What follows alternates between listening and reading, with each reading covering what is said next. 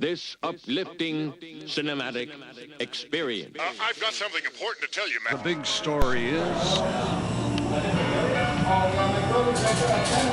Dig this and dig it deep. What if I had the power to gather all of my favorite MCs with the illest comic book characters and they became arch enemies? Inconceivable, unbelievable, yet as wild as it seems, the Emperor and Stan Lee will coach the two opposing teams. Keep it clean, no bats, no gats, guns, or interference.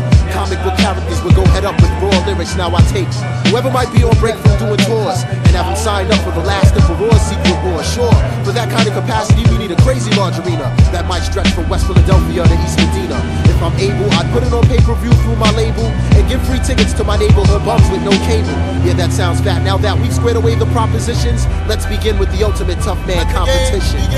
Set it off, it's the fight of the century. KRS and Professor X would battle each other mentally with rhymes. These two team captains waste no time. Charles Xavier tried to invade Chris Parker's mind. He shot a cerebral probe at Chris's mind with distance. Professor X came out like that after the metaphysics.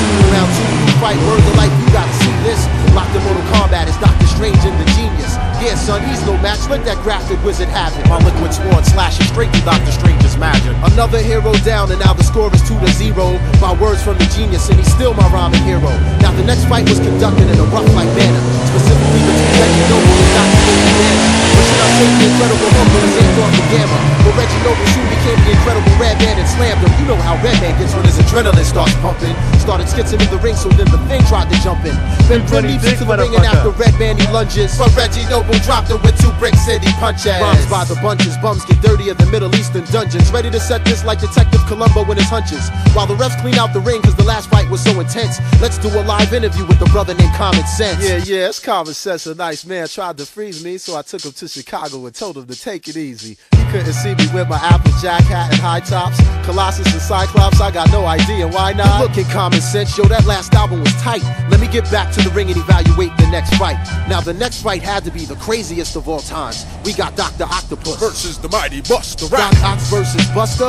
Man, that stuff is dead. He'll get his 8 arms ripped off throwing up against the dread. Aha, now Dr. Octopus, who you think you grabbing? The guard can never lose, so you know it will never happen. Lyrically making me sleepy, you need a nap when I slap you with my dread. Lights out, you kiss the cat. Before my eyes, I see the demise of another superhero. Next up is Roscos versus Magneto. Now anything goes when Magneto battles foes, but Roscos had him shivering, delivering ultramagnetic blows. Magneto is now deceased, and the wise man said it best. The sun rises in the east, but they can still set it in the west. And with all these heroes down, Stan Lee refuses to surrender. He got stormed from the X-Men as if I couldn't match his agenda. Stan Lee shouts, yo Stan, you best to chill. There's no match for I guess Storm. he's never heard of Lauryn Hill. Now we all know Storm controls the temperature and weather. Started running off at the lip and El Boog was like, whatever. See, she just got home from tour, she's a bit too tired to spar, so she clocked Storm over the head with my man Wyclef's guitar. All silence has ceased, out of nowhere comes the beast versus J-Wu, the damager, the black prophet from the east, releasing rhymes that will pound you into the ground. There'll be no round 2. Another victory for hip-hop by the dirty rotten scoundrel. Now the underground sewer system that lies deep below the ring is where the Teenage Mutant Ninja Turtles and DOS Effects do their thing. Leonardo and Donatello, they well know that we can do this. So kick it crazy, hit the both with raw and so it. Now Raphael and Michelangelo, those 2 others who are brothers, look smacker with the DOS Effects logo, the manhole cover. Whether you're plant or animal, vegetable or miggity mineral, before you step to DOS Effects, you best be hard like a criminal. Taking you back to ringside just when you thought it was over. The last battle was brought forth by G.I. Joe and Cobra. Mercenaries and soldiers, G.I. Joe was rolling thick, but I'll get the military of hip-hop, aka the boot camp clique. World War III for 98 in the wake of all these troops. I could see General Buckshot going toe-to-toe with Duke. Salute the captain for rapping, since now we know who's hard. Catch a rap like stealing tech up against the Crimson Guard. Charging after you, smashing you, metaphorically bashing through the entire Joe team is OGC and Ruck the Irrational. Then all of a sudden I hear this real loud crack. The military punisher, Big Rock just broke roadblocks back. Adding insult to injury to Stan Lee and his team.